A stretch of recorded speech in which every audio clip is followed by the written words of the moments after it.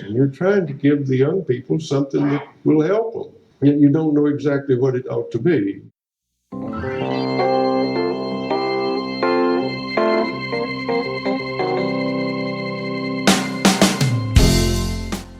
Welcome back to the podcast. My name is Drew Perkins. I'm the director of TeachThought Professional Development, and just a couple reminders that reviews and shares of the podcast and shares of our blog are always appreciated.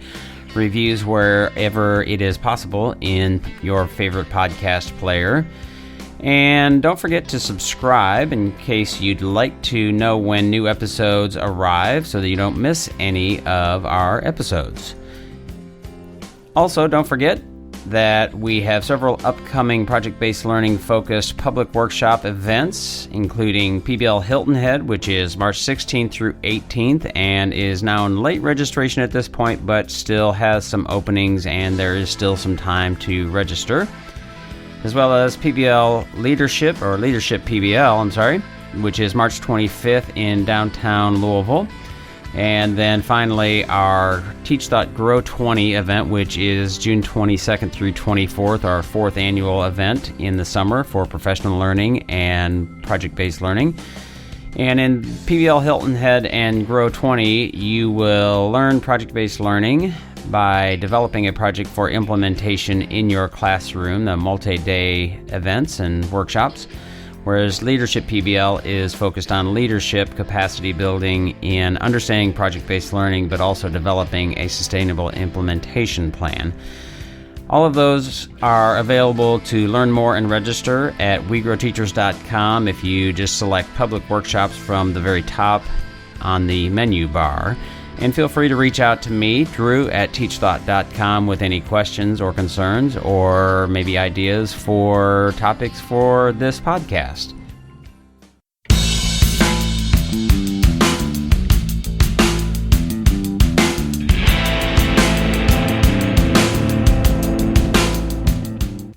In this podcast episode, I spoke with Natalie Wexler, who has been on the podcast once previously, just over a year ago, and in that podcast we discussed some of the same topics, but not as in-depth around the topic of knowledge and reading.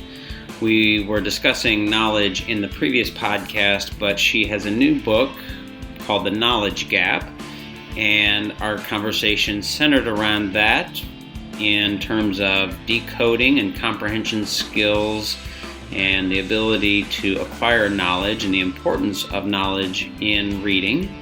We also discussed what a typical elementary reading block looks like and what it should look like, including assessments. We also touched on the topic of equity and how knowledge or lack of knowledge plays out in education for students who are marginalized and maybe not having access to rich knowledge in their home, as well as the path to solving this kind of problem and instituting better reading instruction in our classrooms and adopting a more knowledge-rich curriculum. So one of the things that I have talked about and touched on in recent podcasts and blogs is the importance of knowledge and how that criticism of progressive constructivist education is sometimes rightful for lacking knowledge. So I think this is an important concept and topic, and I hope you find it useful.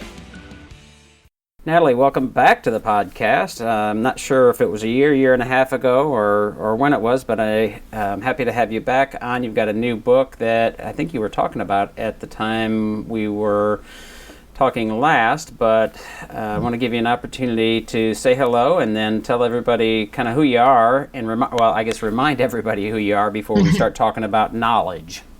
Right. Well, I'm delighted to be back. Thanks for inviting me again. And since we last spoke, I have had a book published. It's called The Knowledge Gap, the Hidden Cause of America's Broken Education System and How to Fix It. And it came out in August of 2019. So I also have co-authored a book called The Writing Revolution that came out in 2017.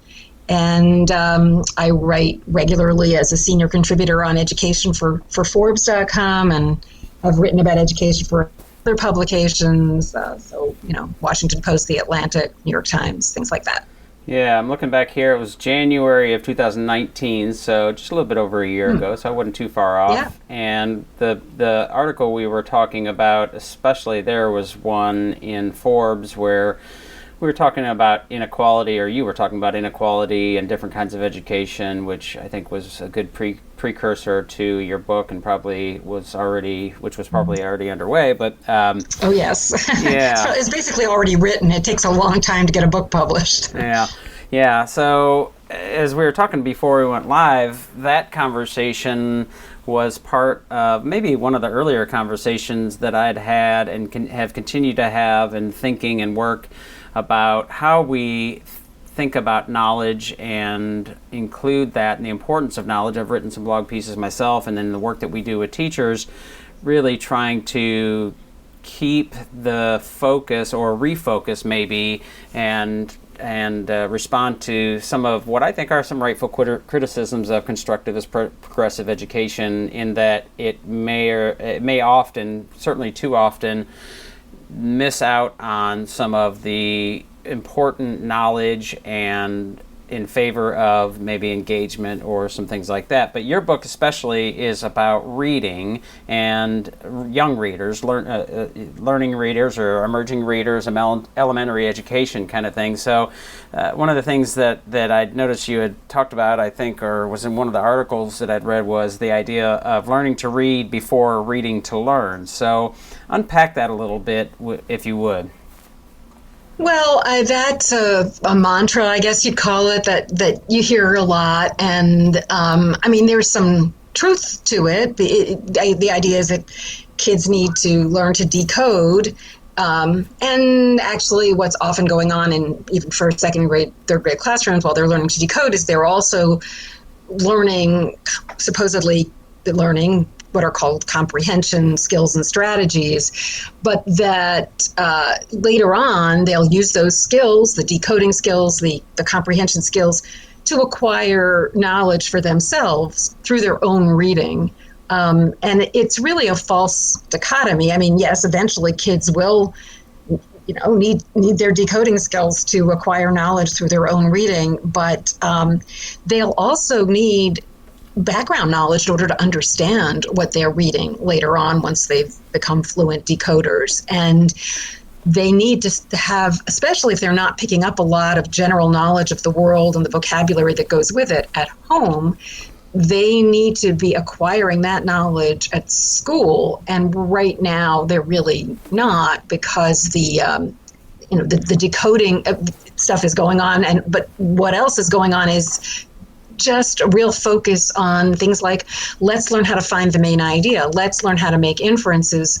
Those things are put in the foreground, and the content is considered secondary. And there's really not much of an attempt to systematically build kids' knowledge about things like history, science, the arts, especially in schools where test scores are low. And the idea, the assumption is that to raise those scores, you need to really double down on those reading and math skills, including those reading comprehension skills. And so subjects like social studies and science have really been marginalized or even eliminated. And the irony is that those are the subjects that have the most potential to build the kind of knowledge, background knowledge, that will enable kids to read to learn later on. Yeah, there's a few threads there to pull on that I'd thought about prior, but you brought them up. One is the effect of accountability, but then also much different, really like clarifying what is typically happening. You kind of gave some broad strokes, some generalizations of how teaching of reading is happening in many classrooms, but I don't know if you want to talk about accountability or clarify, really what that process looks like, and then maybe dive into what it should look like in your estimation, in your research and thinking. So take your pick there. Well, why don't I start with what a typical elementary ELA block looks like? Is that sound? Yeah. Was that what? Because I think elementary school teachers know what it looks like. They may not know how it accords or doesn't accord with what cognitive scientists have just found out about how reading works, but they know what it looks like. But a lot of other people, including myself, didn't really understand or didn't really know this, even though I had been in a number of elementary school classrooms. I hadn't really realized what I was looking at. So the literacy block, reading block, ELA block, whatever you want to call it, typically the approach is that a teacher will focus on a comprehension skill or strategy of the week. And there are a whole bunch of them. I mentioned, I think, finding the main idea, making inferences, but there's also things like sequence of events or determining author's purpose or a whole bunch of things. And so the teacher will model that skill, choosing a book or a text not for its content or its topic, but for how well it seems to lend itself to modeling the skill. So he or she might read a book, say, on whales. But then instead of leading a discussion on whales or asking questions about whales, the questions might be, well, what is the author's purpose? Is it to inform, to entertain, or to persuade? And that really, anything that kids might be picking up about whales is really secondary. And then the other part of the approach to reading comprehension is the kids go off and practice that skill or strategy on books that have been determined to be at their individual reading levels. And they periodically take tests that are designed to assess what their reading level is. And then they're matched with books that are going to be pretty easy for them to read. And their reading level could be years below their grade level. So they could be in 6th grade, but they're reading at a 2nd grade level. And so they will be directed usually to a basket of books at that whatever their individual reading level is. And those books, again, have not been selected for what their content is or for the topics. It's a random variety of topics. They've been assigned a level, those books, because of the things like word length or sentence length, not because of the content. And the theory is that if kids just get really good at, finding the main idea or whatever, practicing on books that are easy for them to read, that they will then be able to apply that skill to find the main idea or whatever of any text that's put in front of them, whether it's a reading passage on an end of the year standardized reading test, or it's a high school textbook when they get to high school. So that's kind of what it looks like. If you want, I could go into what cognitive science has found about how comprehension works. Yeah, I want to get into that.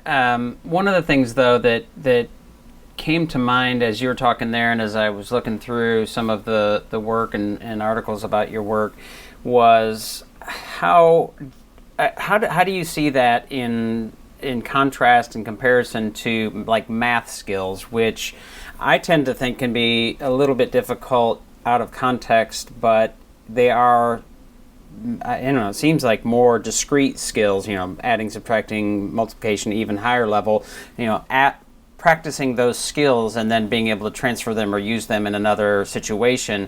Is there any analogy or comparison to be drawn there? Yeah, I tend to sort of shy away from talking about math because I do think it's different. But from what I know, there are certain similarities in just what do you need. And you need both, I am told, because I am not an expert on this, automaticity of math facts. So that sort of corresponds to you need automaticity of decoding skills in order to be a good reader. But you also need conceptual knowledge of math concepts, which, again, should be, starting to get developed early on.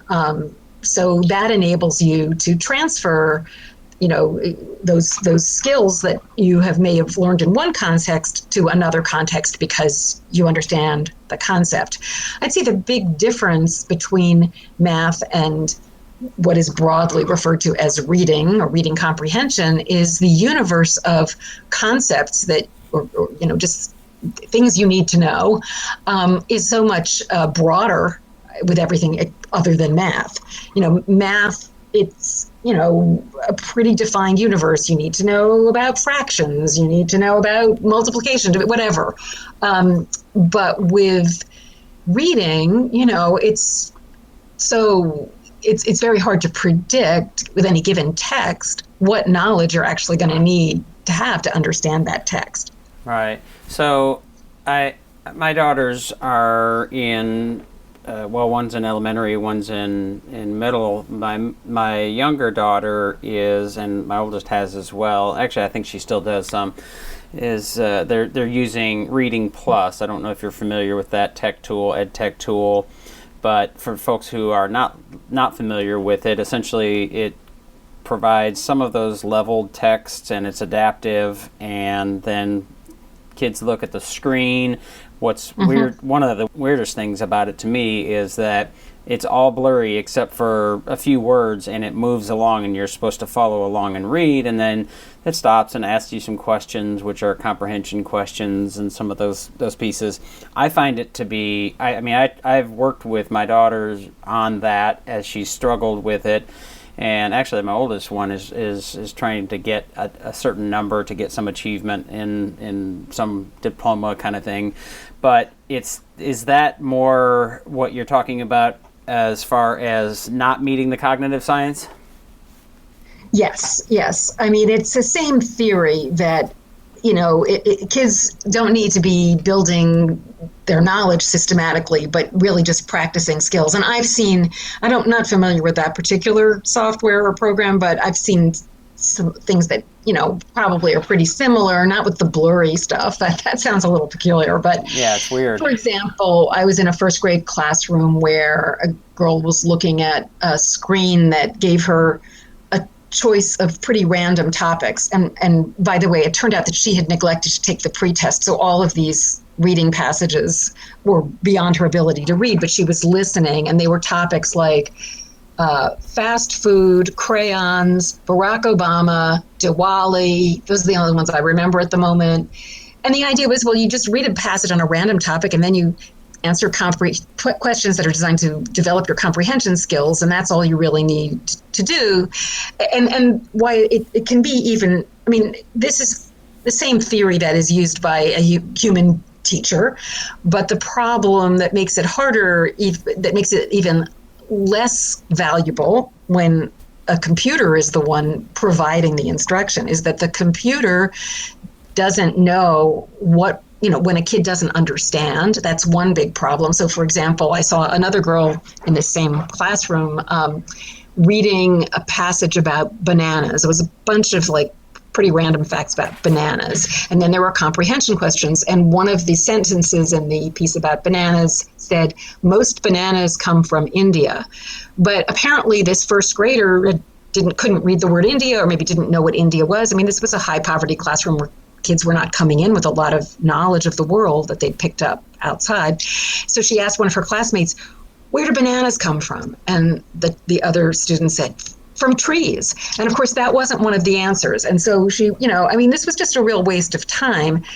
But both of these things, and this is how, these approaches, this approach to comprehension that is focused on teaching skills and strategies, whether it's tried to be done by a computer or a human being, they share this conflict with what cognitive science has found out about how reading comprehension works, which is it's not primarily a matter of skill, abstract, generally applicable skill in something like finding the main idea.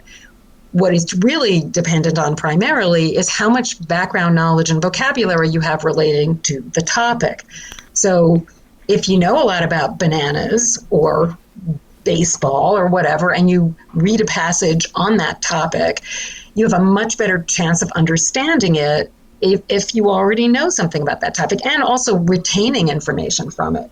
And so what that means is, if we really want to boost kids' reading comprehension, what we need to do is expand their knowledge and vocabulary. And the way to do that is through systematically teaching them about topics in history and science and the arts, spending at least a couple of weeks on a particular topic to give them a chance to acquire information and knowledge about it. And especially when they're still learning to become fluent decoders, they should be listening to a teacher or some expert reader read aloud to them from several texts on the same topic, but these should be texts that they cannot access themselves. They cannot yet read themselves because they need to get used to the particular conventions of written language, which are really different, and they need to expand their knowledge through listening, which is, their listening comprehension is greater than their reading comprehension on average through middle school, so that eventually when they do become fluent decoders and they try to understand what they're reading, these words and concepts and syntax, et cetera, will be familiar to them. Yeah, so the Reading Plus is, to me, one of the, it sounds like a great example, and as I said, I've been working with my daughters, especially my older one, as she's trying to get a certain number of these stories at an 80% proficiency, and there is some, she gets to choose what she's reading, so there's at least ostensibly some sort of engagement and potentially some context that she has or some knowledge that she might have about something, but if you're reading 80 stories, short stories, eventually you're likely to come across some stories that either you're not all that interested in or don't have much knowledge about, and then the blur, so it's all blurred. I think that the idea behind the blurriness is that it's not distracting for young readers, that they can focus on these certain words as they're going along. I find it to be, I'm not an anxious person, but as I experience it, it's anxiety provoking, because it's like, goodness gracious, I can't slow this thing down. I mean, you can. And you're trying to remember so that you can answer these questions, so that you can 80%. So to me, that's just a really odd thing. But it reminds me, too, of lots of the standardized tests that we take of ACT and tests like that have reading passages that are sort of removed from context, or potentially, especially with low SES kids, I would think it would be more likely that it just is stripped of context or potential knowledge, because it's just sort of random in some way. Is that a problem? Yeah, I mean, well, I'd say there are two things there. One is that standardized tests are not ever intended to be a guide to instruction, but that's kind of what they've become. They do provide passages on a random variety of topics. They're designed to do that. And the idea behind that is that, well, we just want to test skills. We don't want to test knowledge, and we don't want to give an unfair advantage to kids who've studied, the human digestive system or westward expansion. So they really try to avoid topics that kids might have learned something about in school, because they just, there's a passage on hurricanes. Well, maybe kids in the South will know more about that. But so we'll balance that out with a passage on blizzards that kids in the North might know more about. But the problem is, if you lack a lot of general knowledge and vocabulary, as a lot of children, especially from less well-educated families do, you're always going to be at a disadvantage. And the other thing is that this is, as I said, not intended to be a guide to instruction. I think teachers or not just teachers, curriculum, software, they're mimicking that kind of approach in an effort to get kids ready to take those tests, bunch of random passages. But that's not what's going to get kids ready to do well on those tests, because if you don't have the background knowledge and vocabulary to understand the reading passage in the first place, you'll never get a chance to demonstrate your skills at, finding the main idea, making inferences. And of course, some kids are going to be better able to understand those passages than others. Those are the kids. It's not just like you haven't had the experience of a blizzard if you live in the South or whatever. It's really a question of just being exposed to general knowledge and vocabulary. And the kids from more educated families, who in our society tend to be kids from higher income families and often non-minority families, they've had more of a chance, even if they don't live in Alaska, and if they see a paragraph about the Inuit on a third grade reading test, which, that's one of the released items that I've seen, maybe they've heard of the Arctic, maybe they've even heard of the Inuit or caribou, but it's not within their personal experience, but they've heard of it. But if you're a kid whose family doesn't use those words or concepts, you're much less likely to have heard those things, and you'll look at that paragraph and it'll be really impenetrable. Yeah. I don't know if you want to, how familiar, I'm guessing you're pretty familiar with it, because I think it's pretty widespread. Maybe I'm wrong about it, but map testing, and if you have any thoughts and want to comment on that, but then also getting into, so we've talked about what it typically looks like, but talking about what it should look like and could look like, especially in light of the cognitive science that you're familiar with. Yeah, I mean, I'm somewhat familiar with map testing. I've been in schools where it was used, and it's really, I mean, it mimics it's the same kind of format as the end of the year state tests, and it's designed to predict how well kids are going to do on those tests. But the problem is, there's all this talk about data-driven instruction, and if the data that you're using to drive instruction is all about these skills, and these skills are really largely illusory, so you see, the kids, they all missed the answer about making inferences, and so they need more practice making inferences. Well, maybe they all missed the question about making inferences because they didn't understand the reading passage. So it can be very misleading to rely on that kind of data. And what was the other part of your question? Well, just leaning back into the other side of that, what is it? What should our reading programs look like with young readers, and what does that cognitive science say about that? Right. Well, I think there are two questions. I mean, one is, what should our assessments look like ideally? And I would say that certainly at lower grade levels, they should not be this sort of test of really what it amounts to is tests of general knowledge rather than skills. By the time kids get to high school, if they've had their knowledge built systematically, and I'll get to that in a minute, they should theoretically be able to handle a reading passage that's on a topic they don't specifically have background knowledge on, because they'll have had a chance to acquire enough general knowledge, a critical mass that will enable them to understand pretty much anything that's thrown at them, if it's not too technical or whatever. But a third, fourth, or fifth grader who has not picked up a lot of knowledge outside of school, it's a real crapshoot whether, even if you're building their knowledge, will that be the knowledge that's being asked for on the test? Maybe they know all about Greek mythology or the Civil War, but the passage is on the Inuit, and will they have enough general knowledge to be able to answer those questions? So I'd say two things about testing. One is it ideally, I think we should have tests at third through eighth grade that relate to topics in the curriculum, so that teachers have an incentive to focus on those topics, and also kids have a fighting chance of being able to answer those comprehension questions. And secondly, I think we really need to have more testing that distinguishes between decoding problems and comprehension issues.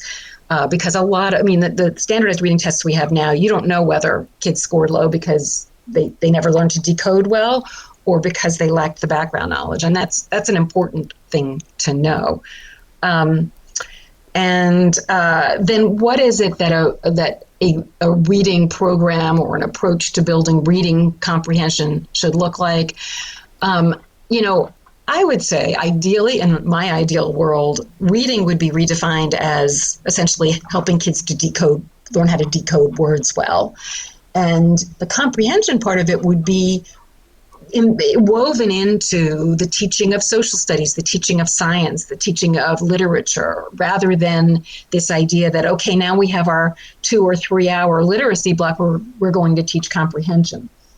But that's a tough thing to make happen right now, where we have a system that's so dominated by reading and math tests. It's very hard to get schools to provide that much more time for things like social studies and science, which they've cut way back on in many schools. So what's happened is that content knowledge in social studies and science, there have been curriculums that have literacy curricula at the elementary level that have been developed recently that bring in that knowledge through the literacy block. So there are now maybe half a dozen of these curricula that are being used in more and more schools, more and more school districts, and they all cover different bodies of knowledge, and they all have different ways of communicating that knowledge. Some of them are more project-oriented, like EL education, But the thing all of these programs have in common are they're organized by topic rather than skill of the week. And secondly, they spend at least a couple of weeks on a topic. Thirdly, they all have, as I alluded to before, they have this very important characteristic of the teacher reading aloud to all kids in the class from texts organized by topic that they couldn't access themselves, so that they're getting exposed to that kind of written language that's really almost a second language, and they are able to take in these more sophisticated concepts through listening and discussion, which is really important, than they would through their own reading. So how much of an effect would you say our accountability systems have had on creating ineffective reading programs? Well, I think they exacerbated a pre-existing problem. The idea that you could teach comprehension skills and strategies existed before testing came along, but the tests helped to expand significantly the amount of time that was spent on those skills and strategies, and also made teachers feel that is really what's important, because that is the only thing that appears to be tested are the kids' skills and strategies. So, for example, when I was doing research for my book, I interviewed a fourth or fifth grade teacher who was supposed to be teaching both ELA and social studies, which is not uncommon. But she said even when she taught social studies, she was putting those comprehension skills and strategies in the foreground because, as she said, there's no consequences attached to them, knowing where the Navajo resided or what sedimentary rock is or whatever. What they need at the end of the day are their skills and strategies. Now, she also happened to mention that one day she was supposed to be teaching about Western explorers and Columbus and all of that. And one day when, as luck would have it, she was being observed by, an administrator, one of her students volunteered the information that the country that Columbus discovered was China, which made her think that maybe she actually did have to focus a bit more on content. But that wasn't the message that she was getting from the system. So when we talk about the role of knowledge and the importance of that in K-12 and in all kinds of education, there's several, I think, important questions. What knowledge is important, and that's a pushback that constructivists and progressive educators sometimes say is that we don't know what knowledge they're going to need, and so thinking about what knowledge would be important, and I suppose as a corollary kind of question is, what is that knowledge used for? And I'm wondering how much of this knowledge that you're talking about is thinking, not necessarily knowledge so that they can do anything in particular in life, although that may be, but that knowledge, especially in this conversation and this sort of specific topic of reading ability and proficiency, is that the knowledge is a utility to be able to read better. Does that make sense, or is it just different kinds of knowledge? Yes, those two questions are related. I'll take the what knowledge are we going to focus on one first, I'll probably get into the what are you needed for. So that's a question I frequently get asked, and who decides what knowledge, and how do we make sure that we're covering, the what has become a very complex, much more complex than when I was in school, picture of history and the world. And I learned, history, and when I was in school meant the United States and Western Europe. But now, as it should be, we are also asking kids to learn about Africa and Asian history and all of those things. And that's great, but it does complicate things. But I do think that, first of all, some of the knowledge we're talking about is very, very basic, because this approach to reading comprehension, which really, marginalizes or eliminates the other subjects other than math, can continue through middle school. And so kids get to high school ever having had systematic exposure to history and science, and they may have really significant gaps in their knowledge at that point that prevent them from being able to do the high school level work they're expected to do. So, for example, I've talked to teachers in high schools, and I've worked with kids in high poverty high schools, and teachers have told me they've had kids at all levels of ability, but it's not uncommon to have kids come into high school or maybe even leave high school not knowing, for example, the difference between a city and a state or a country and a continent, not knowing what Europe is, not being able to find the United States on a map of the world, and not because they can't learn those things, but because no one's taught them those things. And that kind of knowledge is, nobody owns that knowledge. I think we can all agree that kids need to learn, what the difference is between a city and a state, those kinds of things. So I don't think that is controversial. But another answer to this question is, we do manage to decide what knowledge we want kids to have at the high school level. I mean, there's no high school that's not at least trying to teach content. Every state requires American history. The problem is that the kids often don't have the background knowledge that enables them to understand those topics, that content at a high school level. So we're just shooting ourselves in the foot. If we want kids to have a fighting chance of understanding it at the high school level, we need to make those same decisions about content at the elementary school level. It's not that difficult. There's no list of what kids need to know. It can vary, but I think what we need to ask is, what do we want kids to know, to understand by the time they graduate from high school? What do they need to know to be able to understand a newspaper, to be able to exercise their responsibilities as citizens in a meaningful way? So there are certain broad parameters I think we can pretty much all agree on. And I would say that, maybe it's not that easy to agree in every instance, but that can't be our reason for withholding knowledge from the kids who need that access to that knowledge the most from their school system.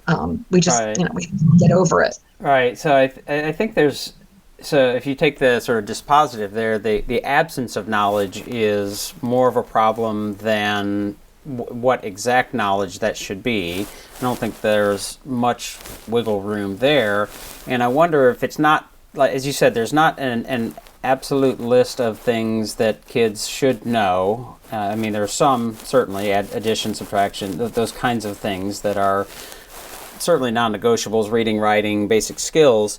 But I wonder if it's not more the types of knowledge that they should be working with and wrestling with, and the ability, the knowledge so that they can ask the right questions. And to me, that's a goal. Like, I think knowledge is really important, but I also am fond of a saying it's something, you can say it a number of different ways, that knowledge is not necessarily the aim of a great education, it's the byproduct of one. And so it doesn't discount the importance of it, but it's sort of like staring at the standard, right? So you stare at reading comprehension skills and main idea, and you're so focused on those things that you're not building the other things and the contextualization.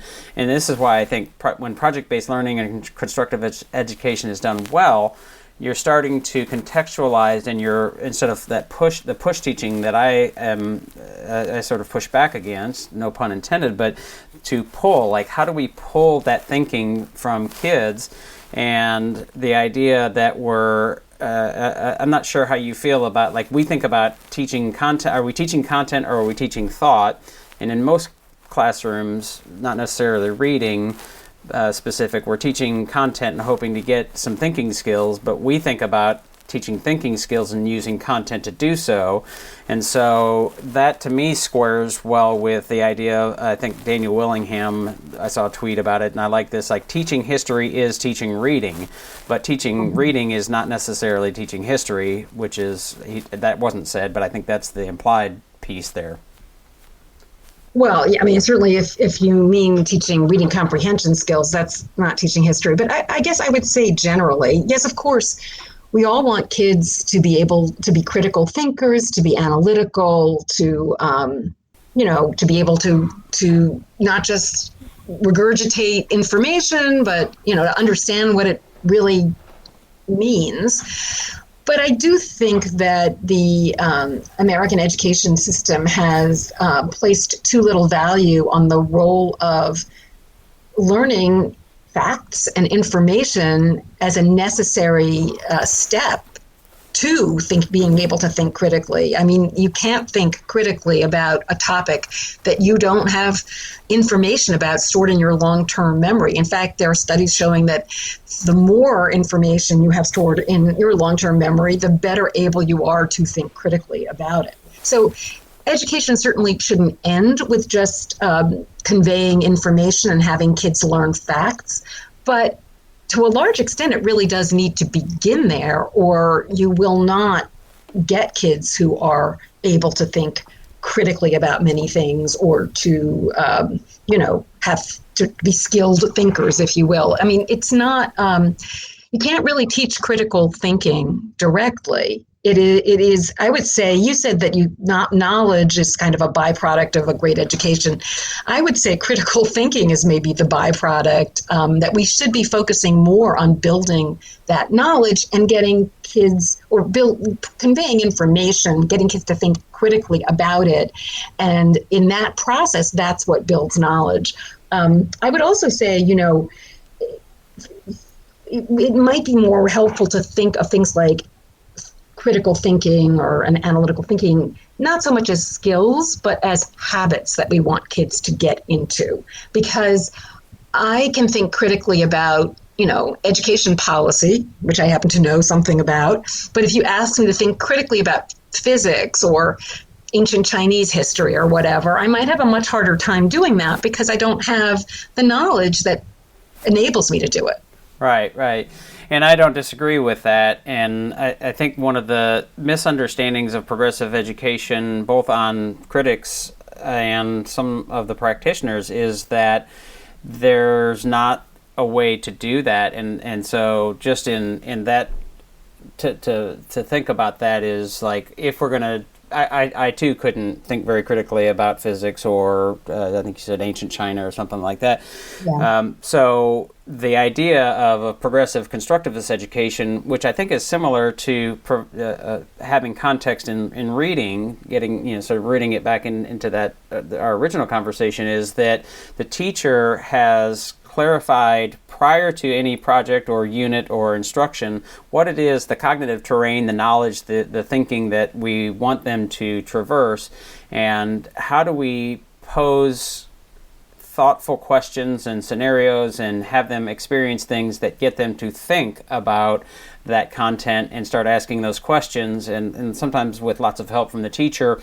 But we're pulling that knowledge and we need to know that knowledge, and now we're learning that knowledge in the context of whatever challenge it is that we're trying to answer.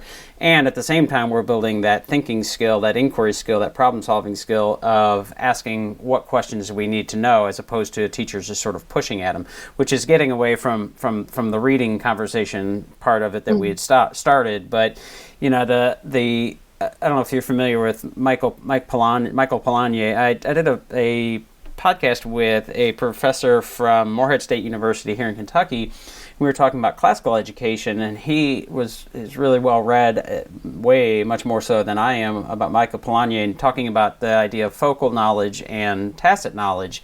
And I think that becomes a real important part of the conversation as well, that it's not just knowledge that we can use for some given task immediately, but that tacit knowledge that is usable and transferable because you have thought about it in a number of different ways. And at the end of our conversation, he said something about, what if instead of having mastery of content knowledge in a course, the goal was actually knowing what are the most important questions to be asking in that content knowledge area, which of course means that you have to know the content. Well, yes. I mean, I think, those kinds of things, having students devise questions about material that they've learned, it can be a very powerful technique. I think there are lots of different ways to get kids to engage with information in a way that builds and deepens their knowledge. And projects can be one such way. I think, I think as we talked about before, that can be difficult for, teachers to learn to do well, and that has to be well designed. Right. I would say another avenue for building, deepening knowledge and engaging kids in grappling with that is writing, which has been really another very overlooked piece of education. There hasn't been much research on writing and what works in writing instruction. And we are really kind of largely expect kids to figure out how to write on their own and many of them don't. But if they are taught to write explicitly and in a way that, doesn't make writing overwhelming, which it can easily be because it is so difficult, writing is a tremendously powerful lever for building knowledge, deepening knowledge, and developing the habit of thinking analytically, because it combines a couple of different phenomena that cognitive scientists have identified. But briefly, what it does is it forces you to retrieve information that you've slightly forgotten, which is a very powerful boost to retention, and to explain that information in your own words to, whoever will be reading what you're writing. Again, to explain something in your own words to someone else, to sort of teach them something, is a powerful boost to comprehension, retention, and understanding. Right. So coming back to the reading and the comprehension and robust reading programs, and especially in the context of equity, we'd mentioned some of that already, but I suppose if you don't mind, sort of clarify the relationship between knowledge and comprehension and how important that is in light of equitable education. Well, I mean, the more knowledge you have, the more general knowledge and vocabulary you have, the better equipped you are to understand anything that, a text that is put in front of you. And children who, from more educated families who are, sort of surrounded, it's not a conscious effort necessarily, but they are immersed in a knowledge-rich environment from birth. So they come in to school already with more knowledge of the world. I mean, obviously all kids have knowledge, but the kind of knowledge that's likely to help them in school, that's likely to help them understand written text, they come in with more of that. And the kids from less educated families come in with less. If we don't start building knowledge for all kids, and especially the kids who are coming in with less of it, what happens is with every passing year under our system, the kids who start out with more knowledge and vocabulary are acquiring it more and more rapidly because they are able to read initially more. We have this leveled reading system, so those kids get higher level, more sophisticated text to read, and they are able, because they have background knowledge that enables them not just to understand it, the information they're reading, but also to retain it. It's been said that knowledge is like Velcro. It sticks best to other related knowledge. So they're also retaining more and more information, which then enables them to read even more sophisticated text. And it's kind of this virtuous snowballing process for them. Whereas for the kids who've started out with less knowledge and vocabulary, if we are relegating them, as we do, to texts that they can just pretty much read easily on their own, they're being exposed to simpler vocabulary, syntax, and concepts. They're less able to retain the information they're reading because they may not have the specific background knowledge they need to do that. And every year that goes by, they fall farther and farther behind their more advantaged peers. So what we really have, it's pretty much like a tracking system that starts in kindergarten, and it is exacerbating rather than addressing the inequities that kids bring with them into school. And by the time they get to high school, that gap between the advantaged and less advantaged kids gets wider every year. So by the time they get to high school, it's not impossible to narrow that gap, but it's much more difficult. Right. So what is, in your estimation, a reasonable path, or maybe there are multiple ones, to getting our schools to make these changes, which then could have an exponential effect as it sort of ripples through the years because of the skills and the abilities and the impact on people's lives in a number of different ways? But is it policymakers? Is it school leaders? Is it all of the above? Is it, I mean, what's keeping us from making that change, these changes, and how do we make those changes? How do we get the actual knowledge gap sort of problem fixed? Yeah, well, good question. I mean, I think part of this could be addressed through better teacher training, better training in schools of education, training that actually informs teachers, for example, that the way to boost comprehension is not by focusing on skills and strategies, but building knowledge. I hope that'll happen someday, but I think it'll be a while, and I don't think we can wait that long. And the good news is there is a lot that schools, school districts, and even states can do now. I mean, in many countries, countries that do better than we do on international tests, you have a national curriculum. You have, a system where that if you're going to go out and teach fourth grade or its equivalent, this is what you're going to be teaching, and you can learn that. You can get a solid basis of knowledge in those topics yourself, and you can learn how best to teach them. But we don't have a national system like that. We cannot have a national curriculum.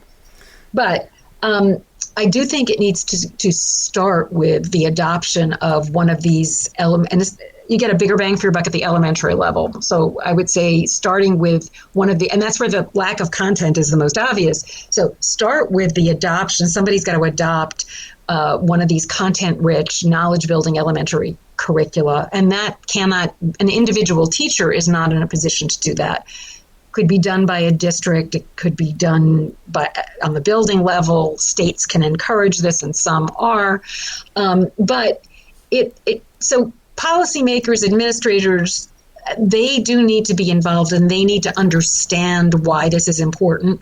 But it also needs to be multi-pronged in that classroom teachers also really need to understand, not just to be told, okay, this is this new thing we're doing, which is what often happens, but here's why we're doing it, here's why it's important, and we're going to support you, and because we know this is really different from what you're used to, we're going to help you figure out how to do this really well. And that's important because, historically, and certainly now, if teachers don't understand why they're supposed to do some new thing, if it doesn't make sense to them, they can just close their door and do whatever does make sense to them. So there really has to be involvement both from the sort of grassroots, from classroom teachers, and also from the higher levels of policymaking and administration.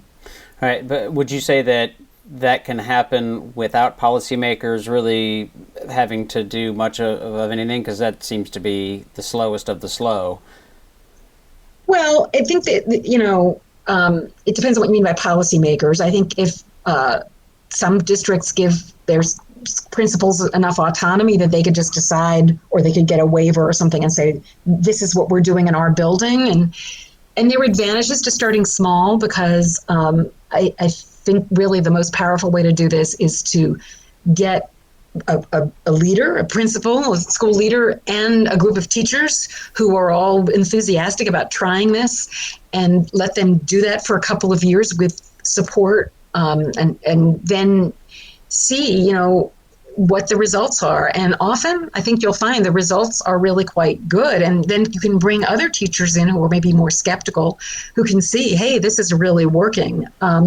So it doesn't need to be the policy. We don't need to necessarily wait for state or district level policymakers to decide they're on board with this. But there are districts. I've been traveling in Tennessee, for example, where there's been really, I think it was started by a private nonprofit that said, hey, let's try these new curricula, working with 5 or 6 districts in the state, and it's really ignited a lot of interest in this new approach, and the legislature is now getting interested, so it can come about that way. There's also the example of Louisiana, where the state superintendent of education really understood this issue and wanted to make change happen, and did it in a very smart way by bringing teachers at all and administrators at all, educators at all levels along, and educating them about what does the research say about comprehension, and why are these new knowledge building curricula more important. And so there's a lot of exciting work going on there. There's stuff happening in Baltimore that has been initiated by this school district, and Detroit as well, which I don't know as much about. So it's happening in different places in the country in different ways, and that's really exciting, although it's still only a handful of schools compared to how many there really are in this country. Right. So other than reading your book, what if, let's say, my daughter's elementary school wants to adopt a more knowledge-rich reading curriculum, what would be some of their first steps? Well, one thing to do, and this isn't a perfect guide, but it should be helpful, is there's an organization online called edreports.org, and one of the things they do, they rate ELA and math curricula for their alignment to the Common Core, but they understand that one of the things you need to be aligned to the Common Core, if it's an ELA curriculum, is to be building kids' knowledge systematically. And so most of these newer content-focused curricula have gotten high ratings from EdReports. They also look at the decoding side of things, and so that's a good resource. And the state of Louisiana also has a kind of free online rating system for, among other criteria, how well do these literacy curricula build kids' knowledge. So that's one place to start. And if the school itself has the ability to just sort of try it, and some of these new curricula are actually freely available online, like Core Knowledge Language Arts is, which happens to be the one that was being used in the one of the classrooms I followed for the book. EL Education, which used to be Expeditionary Learning, is also freely available online. I would just caution that you can get the materials for free, but because, as I mentioned, this is a very different thing from what most teachers are used to, I think it's going to work best if you also have some coaching and continuing professional development provided by someone who really knows whatever curriculum it is that you're trying to implement. And there are now nonprofits around the country that provide that kind of coaching and professional development that is not just a one-day workshop on how to foster critical thinking in the abstract, but like, okay, you're teaching the Greek myth of Daedalus and Icarus. How are you going to get your students to think critically about that myth? That's the kind of professional development that's really going to work best. Yeah, well, I may know a person or two who might provide professional development as well, but yes. So, and to your point, it's not just curriculum, but it's also pedagogy, and the importance of continued work on that. For example, we've begun offering collaborative lesson study and more school partnerships as much as we can develop more long-term work, because it is certainly more impactful. We've always known that. It's how do we get schools to engage in professional development on a longer term basis, as opposed to sort of one-off workshops or filling your PD day, or thinking about that work in that way. And as you continue, you talk about coaching and asking the questions that you need to ask about your instruction, and looking at the evidence and examining your methods. And I think that's a bigger part of the problem than maybe the curriculum, because you can find the curriculum once you establish that pedagogy understanding, I think, easier, but having the curriculum doesn't necessarily build that pedagogy. And as you mentioned, it's part of our teacher pre-service, and what that looks like in so many cases it's the ultimate irony of typically is not particularly well thought out or well delivered. Right. And I would just say that in a sense, it's maybe not the curriculum, but I would say that the essential first step is to have some curriculum that actually includes meaty content. That puts that content in the foreground, because you can have all the pedagogical ability or skills in the world, but if you're not teaching anything that makes sense, anything of substance, your talent, your abilities will be largely wasted. Right.